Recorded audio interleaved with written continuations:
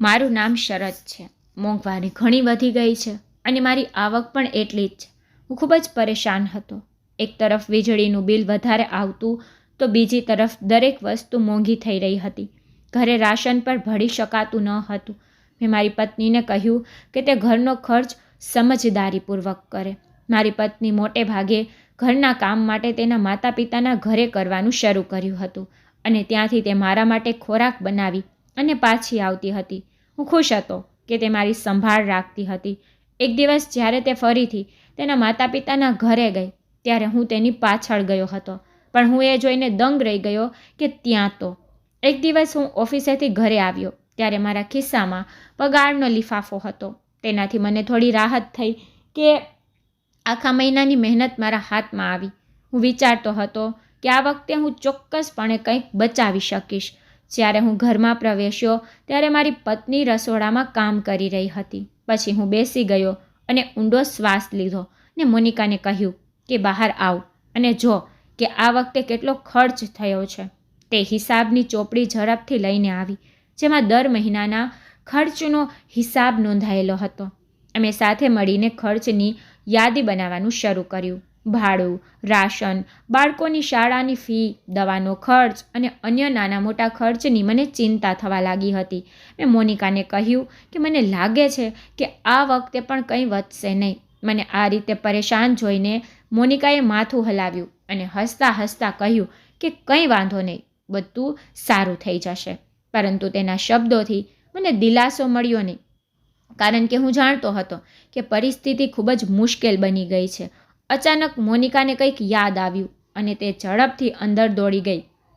તેને ભાગતી જોઈને હું આશ્ચર્યચકિત થઈ ગયો અને જ્યારે તે થોડા સમય પછી પાછી આવી તો તેના હાથમાં એક સફેદ રંગનો કાગળ હતો. તેણે એ કાગળ મારી નજર સમક્ષ મૂક્યો. એ જોઈને હું ચોંકી ગયો. તે વીજળીનું બિલ હતું અને તેમાં રકમ જોઈને હું ચોંકી ગયો હતો. મેં ગુસ્સામાં મોનિકાને પૂછ્યું, મોનિકા, આ શું છે? બિલ આટલું વધારે કેમ આવ્યું છે? તું શું ચલાવે છે? મોનિકાએ તેની નજર નીચી કરીને તેના ધીરા અવાજમાં કહ્યું કે તમે જાણો છો કે બાળકોને ટીવી જોવાનું કેટલું પસંદ છે. બાળકો આખો દિવસ ઘરમાં જ રહે છે. જ્યારે તે મને વારંવાર ટીવી ચાલુ કરવા માટે આગ્રહ કરે છે ત્યારે મને ટીવી ચાલુ કરવાની ફરજ પડે છે અને કપડાં ધોવા માટે પણ મારે 1-2 વખત મશીન ચાલુ કરવું પડે છે. તમે જાણો છો કે શિયાળાના કપડાં કેટલા ભારે હોય છે, હાથથી તો ધોવાતા નથી. મોનિકાની વાત સાંભળીને મારી ધીરજ ખૂટી ગઈ હતી. મેં કહ્યું, તારે બાળકોને ટીવીથી દૂર રાખવા જોઈએ અને તેમના અભ્યાસમાં ધ્યાન કેન્દ્રિત કરાવવું જોઈએ. અને મેં તને મહિનામાં 2 જ વખત વોશિંગ મશીનનો ઉપયોગ કરવાનું કહ્યું હતું. તું જાણે છે કે વીજળીનું બિલ કેટલું ઊંચું આવે છે? મારા 1 મહિનાના પગાર કરતાં પણ વધુ છે. શું તું નથી જાણતી કે હું શું સમયમાંથી પસાર થઈ રહ્યો છું? મોનિકા કહેવા લાગી, આમાં મારો શું વાંક છે? બાળકો ટીવી જોવાનો આગ્રહ રાખે છે અને જો હું શિયાળામાં હાથથી કપડાં ધોવાનું શરૂ કરું તો હું બીમાર પડી જઈશ. મેં કહ્યું, હવે મારે બિલ જમા કરાવવા માટે લોન લેવી પડશે. મેં ગુસ્સામાં કહ્યું, હવે મોનિકા, વધુ બિનજરૂરી વીજળીનો ઉપયોગ કરવામાં આવશે નહીં. સાવધાન રહે. તે હવે બાળકો માટે ટીવી ચાલુ કરી દીધું છે કે અથવા વોશિંગ મશીનનો ઉપયોગ પણ કર્યો છે અને ઘરમાં માત્ર એક જ લાઇટ ચાલુ કરશે અને મોટર દિવસમાં માત્ર એક જ વાર ચાલુ કરવી જોઈએ. મોનિકાની આંખો ભીની થઈ ગઈ, પણ તે પણ ચૂપ રહી અને બોલવા લાગી, તો પછી મને કહો કે ઠંડા પાણીથી કપડાં કેવી રીતે ધોવા? શિયાળામાં પાણી પણ ખૂબ ઠંડુ હોય છે. હાથથી કપડાં ધોવાતા નથી. મારા શરીર પર અસર થાય છે અને તમે આ સરળતાથી તો કહી જ દો છો. આટલી બધી બૂમો પાડવાની શું જરૂર છે? મેં તેને ગુસ્સામાં કહ્યું કે જ્યારે આખા મહિનાનો પગાર બિલ ભરવામાં જ ખર્ચાઈ જાય છે તો હું નિરાતે કેવી રીતે વાત કરીશ? મોનિકા, આપણે જે પરિસ્થિતિમાં છીએ તે સમજવું પડશે.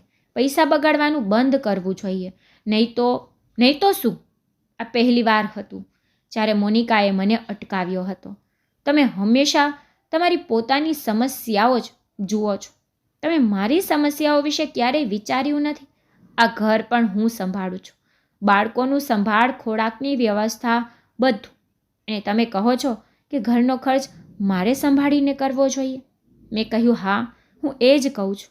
મેં મારા બાળકોને જોઈને જવાબ આપ્યો. મેં કહ્યું કે મારી પાસે બહુ ઓછા પૈસા છે. આ જ પૈસાથી તારે ઘર ચલાવવું પડશે. વીજળીનો પણ સમજદારીપૂર્વક ઉપયોગ કરવો પડશે. હજી મારા બાળકોના ટ્યુશન અને શાળાની ફી પણ ચૂકવવી છે. આ બિલ એટલું ભવિષ્યમાં ફરી ક્યારેય આવવું જોઈએ નહીં. અમે બંને અમારી જીત પર મક્કમ હતા. હું જાણતો હતો કે પરિસ્થિતિ સખ્ત છે, પણ મોનિકા પણ તેની જગ્યાએ સાચી હતી. પરંતુ તે સમયે ગુસ્સો અને મુશ્કેલીના કારણે મેં એક જ વાતનું પુનરાવર્તન કર્યું કે ઘરનો ખર્ચ ઓછો કર. મેં નાનપણથી જ ગરીબી જોઈ છે. આવી ગરીબી જે સ્વાર્થ સાથે જીવવાની મજબૂરી હતી. મને યાદ છે, જ્યારે હું મારા માતા પિતા સાથે વહેલી સવારે બજારમાં જતો હતો, તે પોતાની આવક ધરાવતા એટલું જ ખરીદવાનો પ્રયાસ કરતા હતા. ક્યારેક હું તેના ચહેરા પર એવી લાચારી જોતો હતો કે મારું હૃદય લોહીના આંસુ રડી પડતું હતું. પણ તે હંમેશા અમને ખાતરી આપતા કે પરિસ્થિતિ બદલાઈ જશે. પરંતુ પરિસ્થિતિ ક્યારેય બદલાઈ નથી. એક દિવસ શાળાએથી પાછા આવ્યા પછી મેં મારી માને પૂછ્યું, માં, આજે જમવામાં શું બનાવ્યું છે? તો માએ હસી અને પ્રેમથી મારા વાર પર પ્રહાર કરીને કહ્યું કે દીકરા, આજે તો માત્ર દાળ છે. આજે ઘરે એ જ હતું, પણ મેં એટલી ટેસ્ટી બનાવી છે કે તારું દિલ ખુશ થઈ જશે. મેં મારી માને કહ્યું, પણ માં, મારે દાળની સાથે ભાત પણ ખાવા છે. માએ જવાબ આપ્યો થોડી હિચકિચાહટમાં કે દીકરા, આજે તો ચોખા બનાવ્યા નથી, પરંતુ હવે હું વચન આપું છું કે હવે તારા માટે ભાત પણ બનાવીશ. બીજા દિવસે હું શાળાએથી પાછો આવ્યો ત્યારે માં ગેસ પાસે બેઠી હતી અને તે વારંવાર તેના માથા પર હાથ મૂકી રહી હતી. મેં આશ્ચર્યથી મારી મા સામું જોયું અને પૂછ્યું, શું થયું છે? તમે ઠીક છો ને માં? માએ કહ્યું, બેટા, હું ઠીક છું. મેં કહ્યું, માં, આજે તમે ભાત બનાવવાનું વચન આપ્યું હતું, તમે ભાત બનાવ્યા છે કે નહીં? માએ હસીને જવાબ આપ્યો, હા દીકરા, મેં મારું વચન પૂરું કર્યું છે. જા અને જો. પછીના થોડા દિવસોમાં માની તબિયત બગડવા લાગી. કામ કરતી વખતે તે હંમેશા રોકાઈ જતી અને માથું પકડીને બેસી રહેતી હતી. થોડા સમય પછી જ્યારે માની તબિયત સતત બગડતી જતી હોવાથી પિતાએ તેને ડૉક્ટર પાસે લઈ જવાનું નક્કી કર્યું. માએ પિતાને ના પણ કહ્યું કે તે માત્ર માથું દુખે છે, પરંતુ પિતાએ સ્પષ્ટ કહ્યું કે અમને બધાને તારી જરૂર છે. હું કોઈ જોખમ લઈ શકતો નથી. તારી સારવાર કરવામાં આવશે.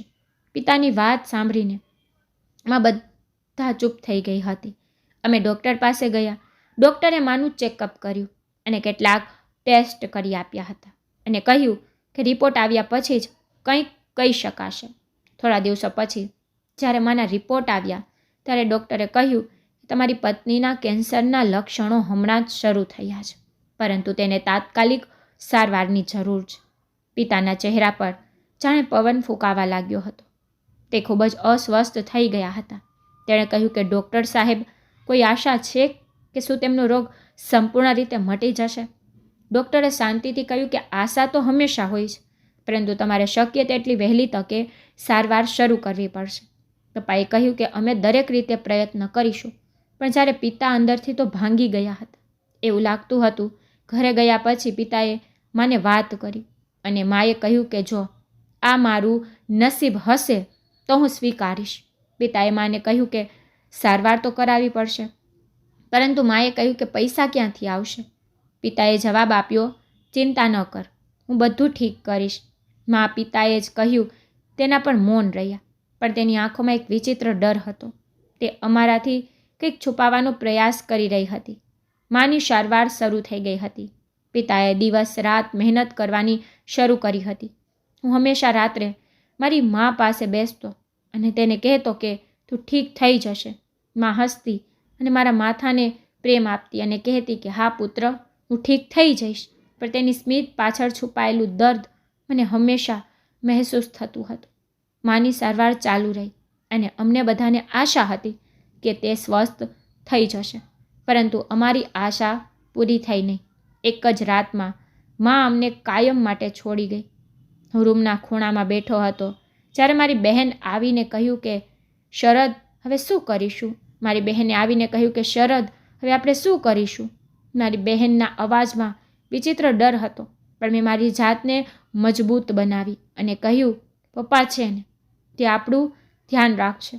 પિતાને જોયા, જે માના અવસાન પછી હવે બધા માટે જાતે ભોજન બનાવતા હતા અને પછી કામ પર જતા હતા.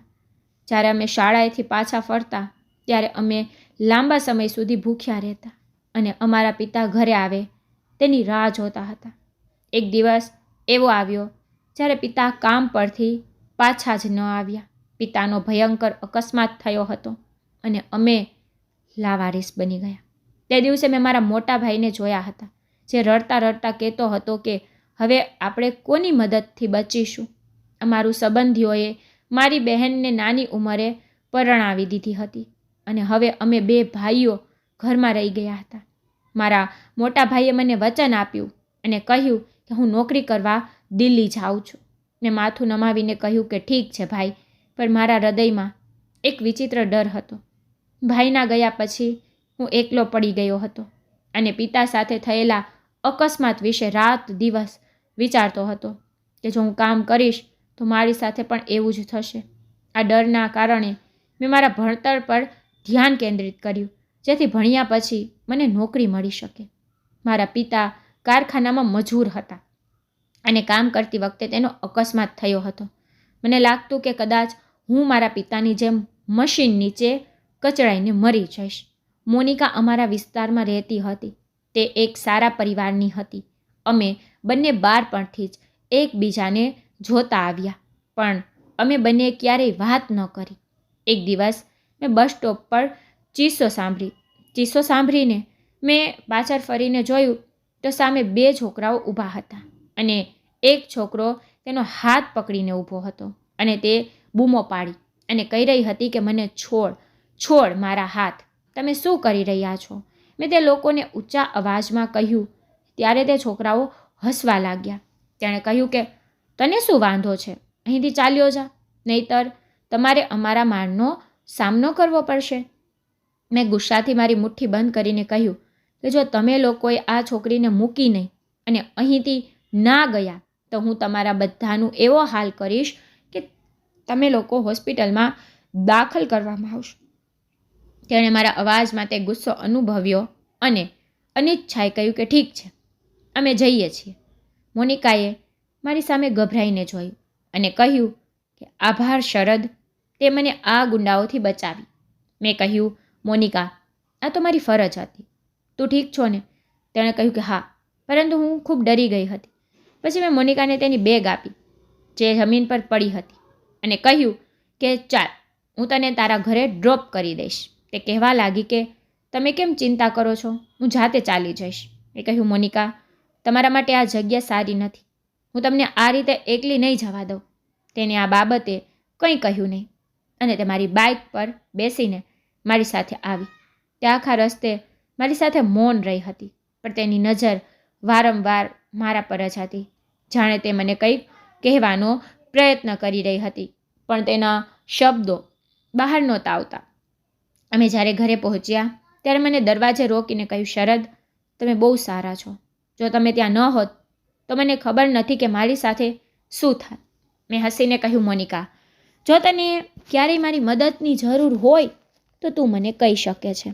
સેજ સ્મિત સાથે તેણે કહ્યું કે હા, આભાર, અને તે તેના ઘરની અંદર ગઈ. થોડા દિવસો પછી હું સ્થાનિક દુકાન પર ઊભો હતો જ્યારે મોનિકા પણ ત્યાં આવી હતી. તેણે મારી તરફ જોયું અને કહ્યું કે તમે કેમ છો? મેં કહ્યું કે હું ઠીક છું. તમે કેમ છો? જે હસીને કહેવા લાગી કે હું પણ ઠીક છું. હું તમારા અહેસાનને ક્યારેય ભૂલી શકતી નથી. એ દિવસ પછી અમે નિયમિત મળવા લાગ્યા હતા, ક્યારેક દુકાને જતા તો ક્યારેક રસ્તામાં, અને અમે બંને એકબીજા વિશે પણ માહિતી મેળવવા લાગ્યા હતા. એક દિવસ મોનિકાએ મને કહ્યું કે તમે જાણો છો કે તમે ખૂબ જ અલગ છો. મેં કહ્યું, અર્થ? મોનિકા કહેવા લાગી કે તમારી અંદર એવી સહાનુભૂતિ છે જે આજકાલ કોઈમાં જોવા મળતી નથી.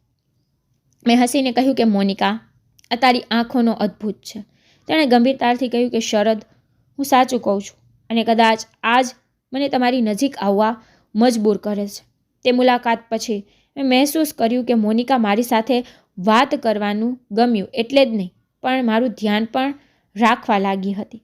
એક દિવસ મોનિકા મારી પાસે આવીને કહ્યું કે શરદ, તારા ભાઈ પણ ચાલ્યા ગયા અને તમારી બહેન પણ લગ્ન કરી ચૂકી છે. હવે તમે એકલા રહી ગયા છો.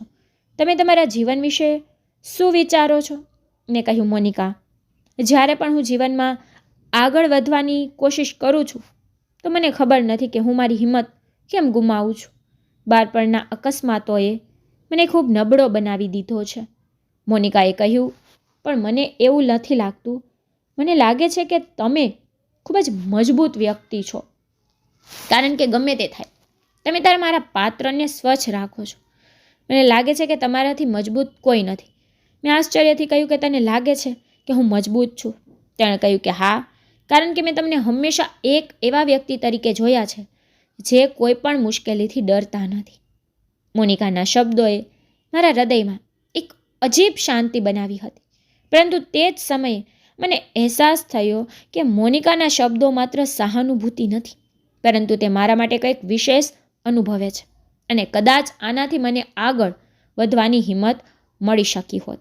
અમે બંને ચૂપચાપ એકબીજા સામે જોવા લાગ્યા હતા અને પછી મોનિકાએ પોતાનું મૌન તોડ્યું અને કહ્યું કે શરદ, હું તમને પ્રેમ કરવા લાગી છું અને તેથી જ હું ઈચ્છું છું કે તમે એક સરળ વ્યક્તિ બનો, જેથી કરીને હું મારા પરિવારની સામે ગર્વથી તમારો હાથ પકડી શકું. હું થોડીવાર મૌન રહ્યો અને પછી બોલવા લાગ્યો કે કદાચ તારી વાત સાચી છે, પણ મને અત્યારે મારી અંદર વિશ્વાસ નથી. મોનિકાએ કહ્યું કે શરદ, સમય બધું બદલી નાખે છે. તમારે પહેલું પગલું ભરવું પડશે. મેં માથું હલાવી અને કહ્યું કે ઠીક છે, હું પ્રયત્ન કરીશ. પણ મારા હૃદયમાં ક્યાંક સ્પષ્ટ હતું કે મોનિકાની શ્રદ્ધા અને તેનો પ્રેમ કદાચ મારા માટે આશાનું નવું કિરણ બની શકે. આ વિચારે મને આગળ વધવાની હિંમત આપી હતી. મોનિકાએ તેના પરિવાર સાથે વાત કરી. તેણે તેને કહ્યું કે તે મને પસંદ કરે છે અને મારી સાથે લગ્ન કરવા માંગે છે. ત્યારે તેના પિતાએ ના પાડી કે તે છોકરાનો સારો ધંધો છે અને ન તો તેનું ભવિષ્ય સારું છે. તેને રહેવા માટે પોતાનું ઘર પણ નથી. તું તેની સાથે રહી શકીશ નહીં. તેણે તેના પરિવારને ખાતરી આપી કે શરદ એક નમ્ર અને પ્રામાણિક વ્યક્તિ છે. તેણે તેના પ્રેમમાં વિશ્વાસ રાખીને તેણે તેની લાગણીઓ તેના માતા પિતા સમક્ષ કબૂલ કરી હતી.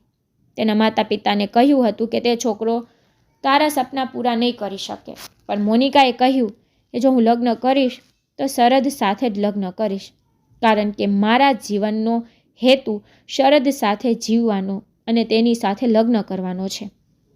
તે હંમેશા મારા માટે મજબૂત સહારો રહેશે. મોનિકાના માતા પિતાએ શક્તિથી કહ્યું કે જો તને અમારા આદરનો જરાય વિચાર છે તો આ વાત ક્યારેય તારી જીભ પર ન લાવજે, અને જો તારે તારી જીદ પૂરી કરવી હોય, તારી મરજી મુજબ ગમે તે કરી શકે છે, પરંતુ જો તને ક્યારેય દુઃખ થાય તો અમારી પાસે પાછી આવતી નહીં. મોનિકાએ તેના માતા પિતાને ખાતરી આપી હતી કે પિતાજી, હું તમને ક્યારેય નિરાશ નહીં કરું. તમે જુઓ, શરદ સાથે મારું જીવન સફળ થશે અને તમને બધાને મારા પર ગર્વ થશે. મારા લગ્ન મોનિકા સાથે થયા હતા. તે મારા જીવનમાં એક નવો પ્રકાશ લાવી હતી. લગ્ન પછી મેં મોનિકાને કહ્યું કે તારા આવવાથી મને મારા જીવનનો હેતુ મળી ગયો છે. તે મારી ખુશીમાં જ ખુશ રહેતી હતી. તેણે પણ કહ્યું કે મારી જિંદગી સફળ બની ગઈ. તે મારા પર ઘણો વિશ્વાસ કરતી હતી. તેણે મારી સાથે લગ્ન કરવા માટે તેના માતા પિતાની નારાજગી પણ જોખમમાં મૂકી દીધી હતી. તેણે કહ્યું કે તમે મારું સપનું હતા અને તમારો પ્રેમ મારા જીવનની સૌથી મોટી તાકાત છે. જ્યારે અમારો પહેલો પુત્ર થયો ત્યારે હું મારી ખુશીને શબ્દોમાં વ્યક્ત કરી શકતો નથી. મોનિકાના પિતાને જોઈને મને પણ અહેસાસ થયો કે હવે તેના દિલમાં મારા માટે જગ્યા બની ગઈ છે. તેની મા અને બહેનો પણ મારાથી ખૂબ ખુશ હતા. એ લોકો અમારા ઘરે આવવા લાગ્યા હતા. એ જ લોકો મારી પત્ની અને પુત્રની સંભાળ રાખતા હતા. હું પણ મારા સાસરે જવા લાગ્યો હતો. આ રીતે અમારા જીવનમાં ખુશી આવી ગઈ. મારા બાળકના આગમન પર બધાએ મને અભિનંદન આપ્યા હતા. મારા સાસરે મારા માટે એક નાનકડો કાર્યક્રમ આયોજિત કરવામાં આવ્યો હતો, જેનું આયોજન મારા સસરાએ ખાસ મારા અને આવનાર બાળક માટે કર્યું હતું. સમય વીતતો ગયો અને મને 3 પુત્રો થયા હતા. હવે મારા જીવનનો ઉદ્દેશ્ય મારી પત્ની અને બાળકોના જીવનમાં તમામ સુવિધાઓ પૂરી પાડવાનો હતો. દિવસે ને દિવસે વધતી મોંઘવારીને કારણે મારી તો કમર ભાંગી નાખી હતી. જે નોકરીથી હું અને મારી પત્ની સુખી જીવન જીવતા હતા, હવે એ જ નોકરીના પગારથી કંઈ થતું ન હતું. અમારા બાળકો મોટા થયા અને શાળાએ જવા લાગ્યા હતા. બાળકોની શાળાની ફી, ક્યારેક માંદગી તો ક્યારેક કોઈ જરૂરિયાતને કારણે દરેક પગલે મોનિકાએ મને સહારો આપ્યો હતો. પરંતુ છેલ્લા કેટલાક મહિનાઓથી ઇલેક્ટ્રોનિક્સ વસ્તુઓના કારણે દર વખતે વીજળીનું બિલ વધવા લાગ્યું હતું. આ વખતે તે વધારે પડતું હતું. મને જે પણ પગાર મળતો તેના કરતાં વીજળીનું બિલ વધુ આવવા લાગ્યું હતું. હું સારી રીતે જાણતો હતો કે મારી પત્ની વીજળીનો ઉપયોગ ખૂબ જ સમજદારીથી કરે છે, પરંતુ શિયાળો વધુ થઈ રહ્યો હતો અને બાળકોને શાળાએ જવા માટે સ્વચ્છ ગણવેશની જરૂર હતી. ઘરમાં રાશન લાવવું કે લાઇટનું બિલ ચૂકવવું, આ જ સમસ્યાને કારણે મેં મોનિકા પર ગુસ્સો કર્યો હતો. મારી પત્ની ચૂપ થઈ ગઈ હતી, પણ તેની આંખોમાં લાચારી સ્પષ્ટ દેખાતી હતી. તેણે હળવેકથી કહ્યું કે હું ઘરનો ખર્ચ ખૂબ કાળજીપૂર્વક જ કરું છું, વધુ ખર્ચ પણ કરતી નથી, પણ બાળકોની જરૂરતને કેવી રીતે અવગણી શકું? મારી પત્નીની આંખોમાં આંસુ હતા. હું ચૂપ થઈ ગયો હતો, પણ અંદરથી તૂટી ગયો હતો. મને મારી જાત પર અને પરિસ્થિતિ પર ગુસ્સો આવી રહ્યો હતો અને હું ત્યાં બેસીને વિચારતો હતો કે આ મુશ્કેલીઓ ક્યાં સુધી ચાલુ રહેશે. મજબૂરીમાં મેં મારો આખો પગાર વીજળીના બિલમાં આપી દીધો હતો. વસ્તુઓની યાદી પણ મારા ખિસ્સામાં પડી હતી. હું થાકીને ઘરે પાછો આવ્યો ત્યારે મારી પત્નીના ચહેરા પર એ જ સ્મિત હતું જે હંમેશા મારો થાક દૂર કરવામાં મદદ થતું હતું. તેણે કહ્યું કે આજે તમને આવવામાં મોડું થયું છે, તમે બેસો, હું તમારા માટે ચા બનાવીને લાવું છું. મેં કહ્યું કે હું ખૂબ જ પરેશાન છું. હું તને શું કહું? મારી વાતથી મોનિકાએ આશ્ચર્યથી મારી સામે જોયું અને પૂછ્યું, શું વાત છે? બધું બરાબર છે ને? મેં કહ્યું, ક્યાંથી બરાબર હોય? મોંઘવારી અને જીવનના કામો જાણે બોજ સમાન બની ગયા છે. તેણે કહ્યું, શું છે મામલો? ખુલીને કહો. મેં તેને કહ્યું કે આજે મેં વીજળીનું બિલ ભર્યું છે અને મારો બધો પગાર એમાં ચાલ્યો ગયો છે. મારી પત્નીને આશ્ચર્ય કહ્યું. તેણે કહ્યું કે આ કેવી રીતે બની શકે છે? હવે આખો મહિનો કેવી રીતે ગુજારો થશે? મારી પાસે તેને આપવા માટે કોઈ જવાબ ન હતો, પરંતુ હંમેશાની જેમ તેણે મને હિંમત આપતા આશ્વાસન આપ્યું કે શરદ, તમે બહુ ચિંતિત ન થાઓ. પાછલા મહિનાના થોડું રાશન હજુ બાકી છે. 20-22 દિવસ આમ જ વીતી જશે, પછી આપણે ઉધાર લઈ લેશું. મોનિકાએ મારો હાથ પકડીને કહ્યું, મને ખબર છે કે તમને તમારી જિમ્મેદારી બહુ પરેશાન કરે છે, પણ તમને મારા પર વિશ્વાસ છે ને? મેં કહ્યું, વિશ્વાસ તો ઘણો છે, પણ સંજોગો આપણા પક્ષમાં નથી. મોનિકાએ કહ્યું કે શરદ, તમને યાદ હશે કે જ્યારે આપણે લગ્ન કર્યા હતા ત્યારે આપણી પાસે કંઈ નહોતું, પરંતુ અમે બધું એકસાથે બનાવ્યું હતું. આજે પણ આપણે સાથે છીએ અને તમને કોઈ સમસ્યામાં એકલા સહન કરવી પડશે નહીં. મેં મારી પત્નીની આંખોમાં જોયું હતું. ત્યાં એક અજીબ શાંતિ હતી, જાણે તે મારા જીવનમાં બધું ઠીક કરી દેશે. એ પછી મારી પત્નીએ મારા માટે ચા તૈયાર કરી અને ચા પીધા પછી હું સોફા પર સૂઈ ગયો અને વિચારવા લાગ્યો હતો કે કિસ્મતે મારી સાથે કેટલી રમત રમી છે. માતા પિતા, ભાઈ બહેન બધું છીનવી લીધું હતું, પણ હવે આ બધું મોનિકાને જોઈને સરભર થઈ ગયું હતું. એ મારી સૌથી મોટી તાકાત હતી. મારી પત્ની પાસે હંમેશા દરેક સમસ્યાનો ઉકેલ હતો. જ્યારે મેં મારી આંખો ખોલી ત્યારે મારી પત્ની મારી બાજુમાં મારી સાથે વાત કરવા બેઠી હતી. તેણે ફરીથી મને દિલાસો આપ્યો અને કહ્યું કે બધું સારું થઈ જશે. મેં કહ્યું, પરંતુ સમસ્યાઓનો અંત આવતો નથી. મારી પત્નીએ કહેવાનું શરૂ કર્યું કે જીવનમાં સમસ્યાઓ તો આવતી અને જતી રહે છે. તમે જુઓ, અમે સાથે મળીને બધું ઠીક કરીશું. મેં મારી પત્ની તરફ ધ્યાનથી જોયું. તે મારી સમસ્યાઓનો અંત લાવવા માટે શું શું કરતી હતી. બાળકોની સંભાળ, ઘરકામ, મારી જરૂરિયાત તે ખૂબ જ સારી રીતે સંભાળતી હતી. તે ઉપરાંત તે મારી સમસ્યાઓનો ઉકેલ પણ શોધી કાઢતી હતી. તે દિવસે મારી પત્નીના શબ્દોએ મને એટલી શાંતિ આપી હતી કે હું દરેક સમસ્યાઓ ભૂલી ગયો હતો. મારી પત્નીને સવારે ઘણું કામ કરવાનું હતું.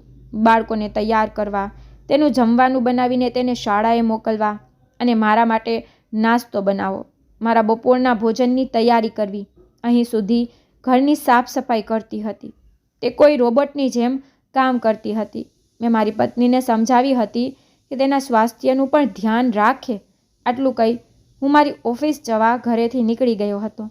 જ્યારે મારી પત્નીએ મને દરવાજા પર રોક્યો અને કહ્યું કે શરત, આજે મને મારી મા પાસે છોડી દેજો, હું ત્યાં કામ કરી લઈશ. હું વિચારું છું કે વીજળીના બિલની સાથે ગેસનું બિલ પણ ખૂબ જ વધી રહ્યું છે. મેં ગઈકાલે કોબીજ ખરીદ્યું હતું, તેથી હું ત્યાંથી ખોરાક બનાવીને લાવીશ અને મારે કપડાં પર ધોવા છે. કોઈ પણ રીતે આ મહિને ખૂબ કાળજીપૂર્વક ગુજારો કરવો પડશે. હું મમ્મીના વોશિંગ મશીનમાં કપડાં ધોઈશ અને ઇસ્ત્રી પણ ત્યાં કરી લઈશ. મેં ચોકીને કહ્યું, તારે શું જરૂરત છે માઈકે જવાની? તો તેણે કહ્યું કે આ બધું કામ કેવી રીતે થશે? કપડાંને હાથથી ધોવા પડશે, જેમાં વધુ સમય લાગશે, અને શિયાળો છે, સૂર્ય પણ ચમકતો નથી. કપડાં મશીન દ્વારા સુકાઈ જાય, કપડાં સુકાશે પણ નહીં અને તેના પર ઇસ્ત્રી કરી શકાશે નહીં. એટલા માટે હું કહું છું કે આ બધું કામ હું ત્યાં કરીશ અને વીજળીનું બિલ પણ વધુ આવે છે. જો હું વધુ વીજળીનો ઉપયોગ કરું તો તમારો આખો પગાર ફરીથી તેમાં વપરાઈ જશે. થોડી અસ્વસ્થતા સાથે મેં કહ્યું કે આ બધું સારું છે, પણ તારા ઘરના લોકો શું વિચારશે? મોનિકાએ કહ્યું કે તે મારો પરિવાર છે, તેને અમારી સ્થિતિનો સ્પષ્ટ ખ્યાલ છે અને તે ક્યારેય ખોટું વિચારશે નહીં. મેં સ્મિત સાથે કહ્યું કે ઠીક છે, ચાલો હું તને છોડી દઉં છું. મારે મારા બાળકોને શાળાએ મૂકવા જવું હતું. અગાઉ મેં મોનિકાને તેના ઘરે મૂકી દીધી હતી. તે પછી બાળકોને શાળાએ લઈ જવા રવાના થયો હતો.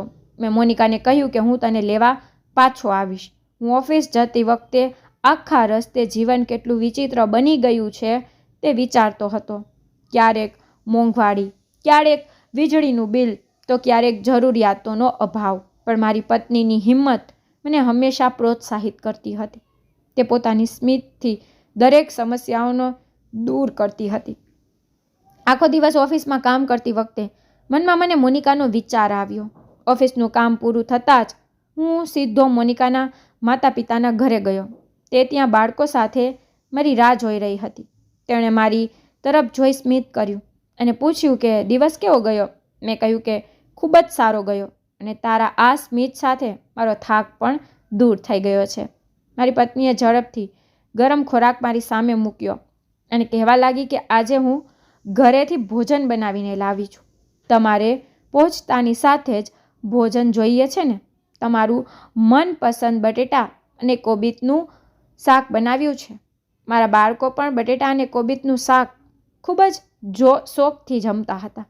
તે દિવસથી દરરોજ મોનિકા તેના માતા પિતાના ઘરે જતી અને ઘરનું કોઈ કામ કરતી હતી અને ખાવાનું પણ રાંધીને ત્યાંથી લાવતી હતી.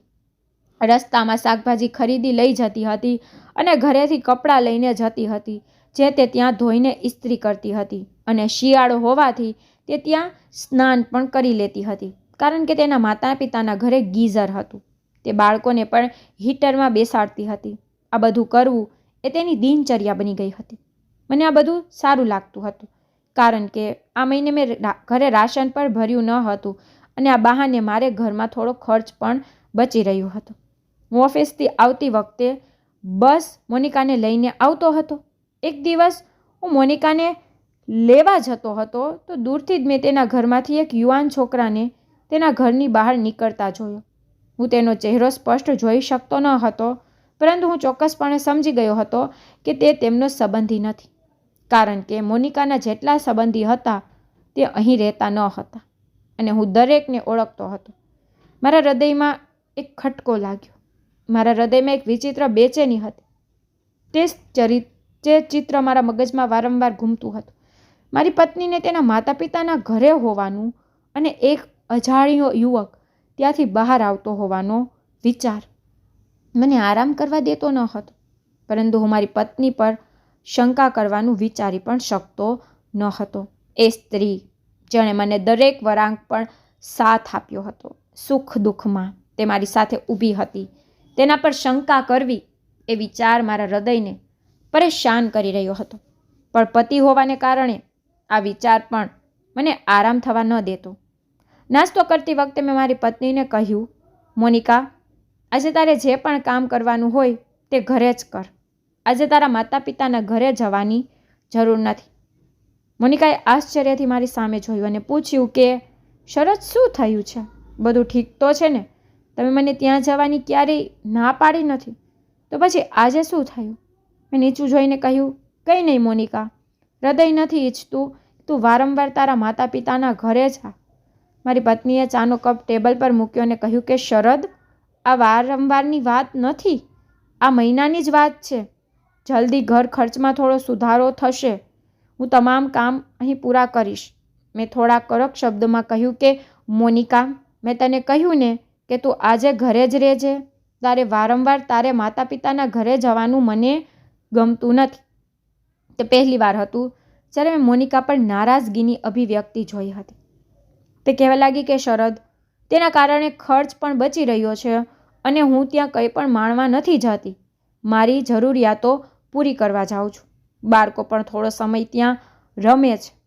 હું મારી મા સાથે પણ થોડી વાતચીત કરું છું અને મારી બહેનો પણ મને એક બે કામ કરાવે છે. તમે મારા પર ગુસ્સો કેમ કરો છો? મેં મારા શબ્દોને નરમ કરવાની કોશિશ કરી અને કહ્યું કે વાત ગુસ્સાની નથી, પણ લોકોની વાતોનું શું અને લોકો શું વિચારે? મોનિકાએ મને અટકાવ્યો અને કહ્યું કે લોકો શું વિચારે છે? મેં આ વિશે ક્યારેય વિચાર્યું નથી. હું ફક્ત એટલું જ જાણું છું કે હું તમારા અને મારા બાળકો માટે જીવન સરળ બનાવવાનો પ્રયાસ કરી રહી છું, અને જો તમને મારા આ પ્રયત્નનો અરુચિકર લાગે તો હું શું કહી શકું? ઊંડો શ્વાસ લઈને મેં કહ્યું, મોનિકા, એવું નથી. મારું હૃદય ફક્ત સંમત નથી. મોનિકાએ જરા ગુસ્સામાં કહ્યું કે શરદ, તમારું હૃદય નથી માનતું તો મારે શું કરવું? મારે જવું પડશે, કારણ કે મારે અહીં બેસીને મારો સમય બગાડવો નથી. તમે હંમેશા કહો છો કે સમય બહુ કિંમતી છે. જ્યાં કામ કરવામાં ઓછો સમય લાગ્યો, આપણે હંમેશા એક જ કામ કરવું જોઈએ. મેં જોયું કે આજે મારી પત્ની તેની વાત પર અટકેલી હતી અને હું તેની જીત સામે લાચાર હતો. મેં થાકેલા શબ્દોમાં કહ્યું કે ઠીક છે, તું જા, પણ આ છેલ્લી વાર હોવું જોઈએ. મારા પત્નીએ મારી સામે જોઈ અને કહ્યું, શરદ, તમને મારા પર વિશ્વાસ નથી? મેં કંઈક ખોટું કર્યું છે? તમે મારી સાથે આટલી શક્તિથી વર્તન કરો છો? મેં કહ્યું, મોનિકા, વાત માત્ર વિશ્વાસની નથી. હું નથી ઈચ્છતો કે આપણા સંબંધમાં કોઈ પણ કારણસર કંઈ વાત થાય. મોનિકાએ અશ્રુભીની આંખો સાથે કહ્યું કે મારા માટે તમે જ બધું છો જ, અને હું ક્યારેય એવું કંઈ ન કરી શકું જેના કારણે તમારું માન કે તમારું માથું નીચું થાય. તે પછી તે બાળકોને તૈયાર કરવા લાગી અને હું મારા હૃદય પર પથ્થર રાખીને ચૂપ રહ્યો. મોનિકાના માતા પિતાના ઘરે જવાના રસ્તે અમારી વચ્ચે મૌન હતું. મેં મનમાં વિચાર્યું કે આ મૌન મોનિકા પણ અનુભવતી હશે, પણ તેણે એક શબ્દ પણ ન બોલ્યો. તેની માતાના ઘરે પહોંચ્યા પછી તે બોલી કે શરદ, મને સાંજે લઈ જજો. મેં કશું બોલ્યા વગર માથું હલાવ્યું હતું. પણ મારા મનમાં આ વિચાર વારંવાર આવતો હતો કે અજાણ્યો છોકરો કોણ હતો અને મોનિકાએ આજે પહેલી વાર આટલી જીદ કેમ કરી હતી. ઓફિસ પહોંચ્યા પછી પણ હું આખો દિવસ આ વિશે જ વિચારતો રહ્યો. મને કામ કરવાનું પણ મન થતું ન હતું. આખો સમય હું વિચારતો રહ્યો કે શું હું આ વિશે મોનિકા સાથે ખુલીને વાત કરી શકું છું કે હું ચૂપ રહું. પણ આ મૌને મને અંદરથી ખાલી કરી નાખ્યો હતો. હું તે દિવસે અજુગતું બહાનું કાઢીને ઓફિસમાંથી નીકળી ગયો હતો. સમય પહેલાં કામ કરવું એ મારી આદત નહોતી, પણ આજે દિલની હાલત એવી હતી જાણે કોઈ ચોરી કરવાનો ઈરાદો ધરાવે છે. હું ક્યારેય મારી પત્ની પર શંકા કરવાનું વિચારી પણ શકતો ન હતો, પરંતુ તે યુવાન છોકરો જે તેમના ઘરની બહાર પ્રથમ આવ્યો હતો, મારા હૃદયમાં તે પ્રશ્ન બનીને મારા મનમાં ભટકતો હતો. મેં વિચાર્યું કે હું વાસ્તવિકતાનો સામનો કરીશ અને ત્યાં શું થઈ રહ્યું છે તે મારી પોતાની આંખોથી જોઈશ. પણ હું મારી પત્નીના માના ઘરની ગલીમાં પહોંચ્યો. મારું હૃદય વિચિત્ર રીતે ધ્રુજવા લાગ્યું હતું. મેં મારી જાતને સમજાવવાનો પ્રયત્ન કર્યો કે કંઈ થશે નહીં, બધું સારું થઈ જશે. આ બધું તારા હૃદય અને મનમાં એક ભ્રમ છે. પણ આ મારી હિંમત ખતમ કરવા માટે પૂરતું હતું. મેં મારી જાતને ત્યાં રોકી લીધો. હું ગેટ પર જઈ શકતો હતો, પણ મને કોઈને જોવાની હિંમત ન હતી. હું દૂર ઊભો તેના ગેટ તરફ તાકી રહ્યો હતો અને સમય પણ પસાર થઈ રહ્યો હતો. અને પસાર થતો સમય મારા હૃદયના ધબકારા ઝડપી બનાવી રહ્યો હતો. મારું હૃદય બધું છોડીને પાછા જવા માંગતું હતું. પણ પછી મેં વિચાર્યું કે જો આજે મને સત્ય નહીં ખબર પડે તો કદાચ તે મારા જીવનની શાંતિને બગાડી નાખશે. કેટલો સમય વીતી ગયો એ ખબર નથી, પણ પછી એ જ નજરો મારી આંખ સામે દેખાયો. મારા સાસરિયાના દરવાજેથી ફરી એક યુવાન છોકરો બહાર આવ્યો હતો. અને આ એ જ છોકરો હતો જેને મેં તેને પહેલાં એકવાર જોયો હતો. તેની સ્ટાઇલ ખૂબ જ વિચિત્ર હતી. એવી સ્ટાઇલ જાણે કે તે અહીં વારંવાર આવે છે અને હું જાણું છું કે તેને કોઈ રાખશે નહીં. હું ત્યાં જ ઊભો હતો. મારા પગલાં થંભી ગયા હતા. હું ઈચ્છવા છતાં આગળ વધી શક્યો નહીં. મારું મન થતું હતું કે હું ત્યાંથી જ તેને અવાજ કરું અને તેને પકડીને પૂછું કે તું કોણ છે અને તું અહીં શું કરે છે, પણ મારા શબ્દો મારી જીભનો સાથ આપતા ન હતા. મનમાં હું મારી જાતને ખરાબ કહેતો હતો કે શરદ, તું આટલો લાચાર માણસ છે, તું તેની સાથે વાત કેમ નથી કરતો? પણ મારા દિલનો એક હિસ્સો મને કહેતો હતો કે નહીં શરદ, મોનિકા તારી પત્ની છે, તેના પર શંકા કરવી એ બહુ મોટું પાપ છે. અને જો આ બધું તારી વિચારસરણીનો ભ્રમ નીકળશે તો મોનિકાના દિલને કેટલી ઊંડી ઠેસ પહોંચશે. અને પછી હું ત્યાંથી પાછા જવાનું નક્કી કર્યું, પણ મારા પગને જમીન પર પકડ્યા હતા. મારા માટે આગળ વધવું મુશ્કેલ બની રહ્યું હતું. દરેક પગલે સાથે મારા મનમાં એક પ્રશ્ન ઉદ્ભવતો હતો. શું એ યુવાન છોકરો મારી પત્નીનો પ્રેમી હતો? મારી પત્નીની બહેનો હજી એટલી જવાન નહોતી કે તેનું કોઈ છોકરા સાથે કંઈક ચાલી રહ્યું હોય. મારી પત્ની તેની બહેનોમાં સૌથી મોટી અને સૌથી સુંદર હતી. તેના કરતાં નાની 2 બહેનો હતી. એકના સંબંધ થઈ ગયો હતો જ્યારે બીજી હજી ઘણું નાની હતી. પરંતુ મારી પત્નીએ મને ક્યારેય કહ્યું નહીં, પણ તેણે મને આ વિશે ક્યારેય ન કહ્યું. તો શું તે કંઈક છુપાવી રહી હતી? પરંતુ મોનિકા જેવી સ્ત્રી જે તેના જીવનના દરેક નિર્ણયમાં મને સાથ આપે છે, તે મારાથી કેમ છુપાવત? મેં મારા હૃદય પર કાબૂ રાખવાનો પ્રયત્ન કર્યો કે મારે મારી પત્ની સાથે વાત કરવી જોઈએ, પણ હું પ્રશ્ન કેવી રીતે કરીશ? એવું ન થાય કે તે ગુસ્સે થાય, અને જો તે ગુસ્સે થશે તો અમારા સંબંધ પર તેની શું અસર થશે? મોનિકા જેવી સ્ત્રીને ગુમાવી એ મારા માટે મૃત્યુ સમાન હતું. રસ્તામાં મારા વિચારો એવા જ રહ્યા. મારા મગજમાં યુદ્ધ ચાલી રહ્યું હતું અને હું કોઈ નિષ્કર્ષ પર પહોંચી શક્યો ન હતો. પણ મેં મનમાં નક્કી કરી લીધું હતું કે મોનિકા સાથે વાત કરતાં પહેલાં હું ખાતરી કરીશ કે આ મારો વહેમ તો નથી ને. જ્યારે અમે ઘરે પહોંચ્યા ત્યારે હંમેશાની જેમ મારી પત્ની હસતી હસતી મારી પાસે આવી અને આજે પણ તેણે તેના માતા પિતાના ઘરેથી મારા માટે ભોજન બનાવ્યું હતું. તેની બહેન જ બાળકોને ખવડાવતી હતી. તેનો પ્રેમભર્યો અવાજ સાંભળીને મારું હૃદય હળવું થઈ જતું હતું. પરંતુ આજે મારો મૂડ અને ધ્યાન બીજે ક્યાંક હતું. પણ મારા ચહેરાને જોઈને તેણે કહ્યું કે તમે ઠીક તો છો ને? તમે થોડા ચિંતિત લાગો છો. ઓફિસમાં બધું બરાબર છે? મેં એક ક્ષણ માટે મારી જાતને નિયંત્રિત કરી અને કહ્યું કે હા, બધું બરાબર છે. આજે ઘણું કામ હતું તેથી હું થાકી ગયો છું. તેથી તેણે મને મારા હાથ અને ચહેરો ધોવા કહ્યું. હું તમારા માટે ભોજન તૈયાર કરું છું. હું ચૂપચાપ તેણે જે કહ્યું તેની સાથે સંમત થયો અને મારા હૃદયમાં હજી પણ પ્રશ્નો હતા. તે ખાવાનું લઈને આવી હતી અને મારી સામે બેઠી. તેને કહ્યું કે તમે મને કંઈક કહેવા માંગો છો? મારાથી છુપાવવાની જરૂર નથી. મેં તેની સામે જોયું. તેના ચહેરા પર હજુ પણ નિર્દોષતા અને પ્રેમ હતો જે હંમેશા દેખાતો હતો. તેને ધ્યાનથી જોઈ રહ્યો હતો. હું તેનો ચહેરો જોઈને પ્રયાસ કરી રહ્યો હતો કે શું તે મારાથી કંઈક છુપાવવાનો પ્રયાસ કરી રહી છે, પરંતુ હું તેને સમજી શક્યો નહીં. સવારથી ઓફિસમાં ઘણું કામ હતું. મારા મગજમાં મારી પત્નીના વર્તન વિશે અને મારા હૃદયમાં શંકાનો બોજ હતો. હું કોઈ નિર્ણય લેવા સક્ષમ ન હતો. તેના માતા પિતાના ઘરે જવાની જીદ અને તેને વારંવાર ત્યાં જવાનું કહેવાનું મારા હૃદયમાં એક બોજ પેદા કરી રહ્યું હતું. મેં થોડી મૂંઝવણમાં વિચાર્યું કે આજે હું ઓફિસમાંથી વહેલી રજા લઈશ અને મારી પત્ની સાથે વાત કરીશ. પણ જેમ હું બોસની કેબિનમાં પહોંચતાની સાથે જ તેનો ચહેરો જોઈને મને વિચાર આવ્યો કે આજે રજા લેવી એ આસાન કામ નહીં હોય. હું બોસ પાસે આવ્યો અને કહ્યું કે આજે મારી તબિયત સારી નથી, શું હું વહેલો ઘરે જઈ શકું છું?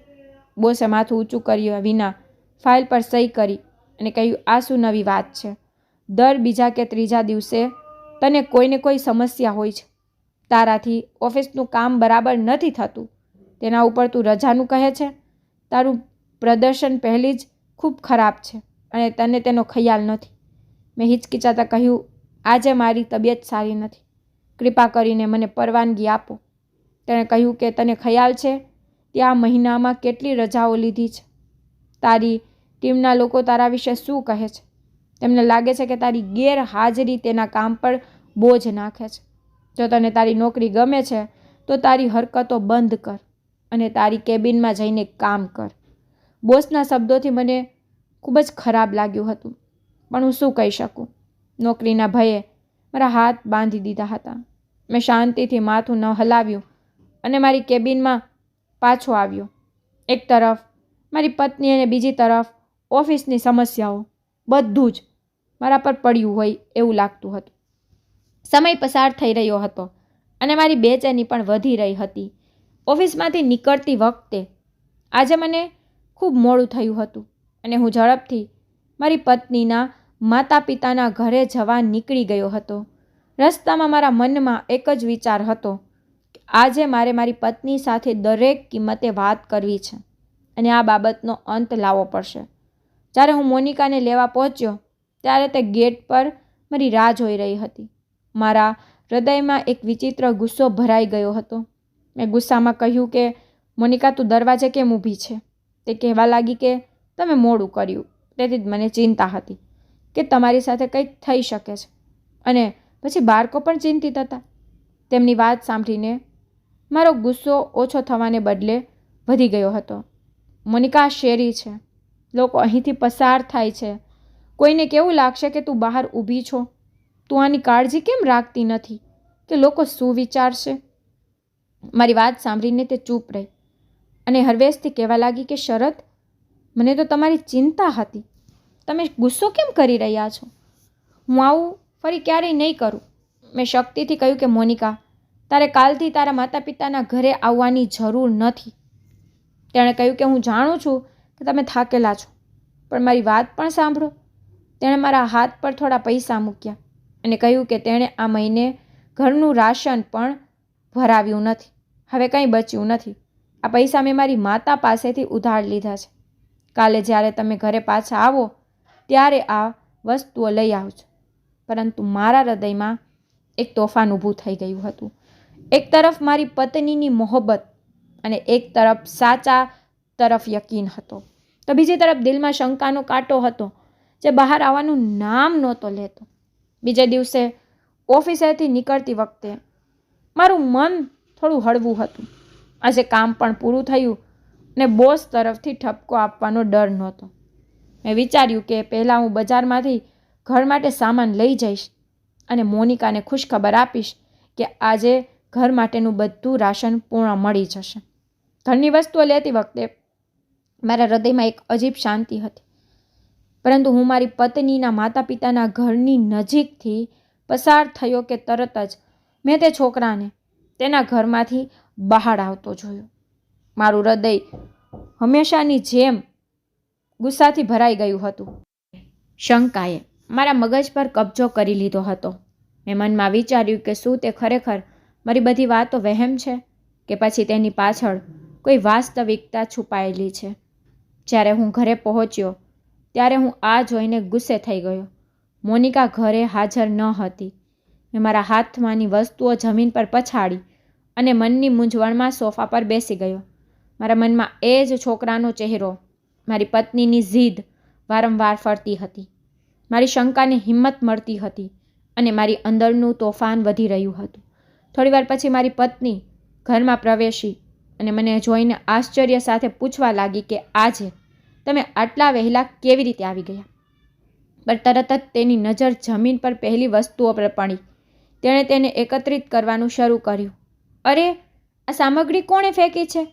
એ તેને ગુસ્સામાં કહ્યું કે આ સામગ્રી મેં ફેંકી છે. તને જાણકારી છે કે એક પુરુષ પર શું ગુજરે છે જ્યારે તેની પત્ની તેની પરવાનગી વગર તેની પાછળથી બહાર જાય? તે આવીને મારી સામે જોવા લાગી અને બોલી, તમે શું કહેવા માંગો છો? મેં ગુસ્સામાં કહ્યું કે મારે શું કહેવું છે, મને કે તને દરરોજ તારા માતા પિતાના ઘરે જવાની જરૂર કેમ લાગે છે? શું મારા ઘરમાં બધું બરાબર નથી? અને તે યુવાન છોકરો જે તારા ઘરમાંથી નીકળે છે તે કોણ છે? અને તારા પરિવારમાં તેનું શું કામ છે? તારા માતા પિતા સાથે તેનો શું સંબંધ છે? મારી પત્ની ચૂપચાપ મારી વાત સાંભળતી રહી, જાણે કોઈ જવાબ આપવા માટે તેની પાસે શબ્દો જ ન હોય. જ્યારે તેણે મને જવાબ ન આપ્યો તો મારી ધીરજની હદ પૂરી થઈ ગઈ હતી અને મેં તેને બૂમ પાડી અને કહ્યું કે મોનિકા, આજે મને દરેક સવાલના જવાબ જોઈએ છે. તારા આ વર્તને મારું દિલમાં એવા સવાલો ઊભા કર્યા છે જેના જવાબ આપ્યા વિના આ મામલો ઉકેલી શકાય તેમ નથી. નીચા અવાજે તેણે કહ્યું કે કદાચ તમને શંકા છે. તમે મારા વિશે શું વિચારો છો? મેં ક્યારે આવું પગલું ભર્યું હશે તમારી ઇજ્જતને ઠેસ પહોંચાડવા માટે? મેં કહ્યું, મોનિકા, મારા દિલમાં એક પ્રશ્ન છે, તેના જવાબની જરૂર છે.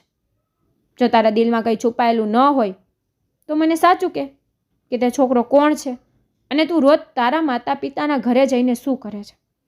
મોનિકાની આંખોમાં આંસુ હતા, પરંતુ તેણે પોતાને કાબૂમાં રાખી અને કહ્યું કે શરદ, તમે મારા પતિ છો, મારું બધું છો. મેં તમારી સંમતિ વિના ક્યારેય કોઈ કામ કર્યું નથી, પરંતુ તમે મને જે પ્રશ્ન પૂછો છો ને તેનો જવાબ આપવાનો સમય આવી ગયો છે. એ જુવાન છોકરો જે મારી માતાના ઘરની બહાર નીકળતા જુઓ છો તે એક બુટીકનો માલિક છે, જે તેના બુટીકના કપડાં સીવવા ત્યાં દેવા આવે છે. તે કપડાં હું સીવું છું. જ્યારે હું ઘરે જાઉં છું, મારી બહેન મારા બાળકોની સંભાળ રાખે છે અને મારા બધા કામ પર કરે છે.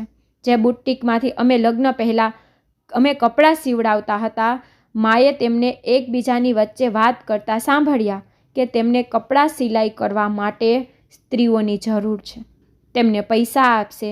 જ્યારે માએ મને આ વિશે કહ્યું અને મને સિલાઈ પણ આવડતી હતી, તેથી મેં નક્કી કર્યું કે હું મારા માતા પિતાના ઘરે જઈને સિલાઈનું કામ કરીશ. તે છોકરો કપડાં લઈને આવતો હતો અને દિવસમાં 2-3 ચક્કર લગાવતો હતો, કારણ કે તેને કંઈક સમજાવવાનું હતું. અને કાલે મેં તમને જે પૈસા આપ્યા હતા એ મારી મહેનતની કમાણી છે. મેં વિચાર્યું કે જો હું 1 કે 2 મહિના કામ કરું તો કદાચ આપણા ઘરનું બજેટ લેવલમાં આવી જશે અને અમે થોડો સમય સેવિંગ પણ કરી શકીશું. આ રીતે હું ઘરે જઈને થોડું કામ કરીશ અને મારી બહેન પણ મારું કામ કરતી હતી. તેનાથી આપણું લાઇટ બિલ પણ ઘટશે. મેં આ બધું ફક્ત તમારા વિશે વિચારીને કર્યું. આ સાંભળીને મને નવાઈ લાગી હતી. મારી પત્નીએ કહ્યું કે મેં તમારા ખંભા પરના ખર્ચનો બોજ ઓછો કરવા માટે આ પગલું ભર્યું છે. હું જાણતી હતી કે જો હું તમારી સાથે આ વાત કરીશ તો ચોક્કસ મને ક્યારેક આ કામ કરવાની પરવાનગી નહીં આપો. મેં તમને ખોટું નથી કહ્યું, બસ તમારી હાલત જોઈને બસ મૌન બની. મારી પત્ની વિશે વાત કરવાથી મારા હૃદયને શાંતિ મળી. મારા હૃદયમાં એક અકળામણ ઊભી થઈ ગઈ હતી. હું આગળ વધ્યો અને મારી પત્નીનો હાથ પકડ્યો અને કહ્યું કે તારી પાસે માફી માંગુ છું. મેં તારા ઈરાદા પર શંકા કરી અને તારી લાગણીઓને ઠેસ પહોંચાડી. મારી પત્નીએ હસતા હસતા જવાબ આપ્યો કે શરદ, તમે મારા પતિ છો અને હું તમારાથી ગુસ્સે ન થઈ શકું. તમારી ચિંતા અને પ્રેમ મારા માટે બધું છે, પણ ભવિષ્યમાં કંઈ વાત હોય તો પહેલાં મને પૂછો. શંકા હૃદયમાં અંતર બનાવે છે. મારી પત્નીને વચન આપ્યું કે હું તારા પર ક્યારેય શંકા નહીં કરું અને હંમેશા તારા બલિદાનને સમજવાનો પ્રયત્ન કરીશ. તે દિવસે મારા હૃદયમાં મારી પત્ની માટેનો પ્રેમ વધુ વધી ગયો હતો અને મને ખાતરી થઈ કે તે મારા જીવનની સૌથી કિંમતી અને મહત્ત્વપૂર્ણ વસ્તુ છે. મિત્રો, ઉમ્મીદ કરું છું કે તમને અમારી વાર્તા ગમી હશે. જો તમને વાર્તા પસંદ આવી હોય તો વિડીયોને લાઈક કરો. જો તમે ચેનલમાં નવા હો તો ચેનલને સબસ્ક્રાઈબ કરો અને હા, નોટિફિકેશન બેલને જરૂર દબાવો જેથી તમને આગલી અપડેટ પહેલાં મળી રહે. Thank you.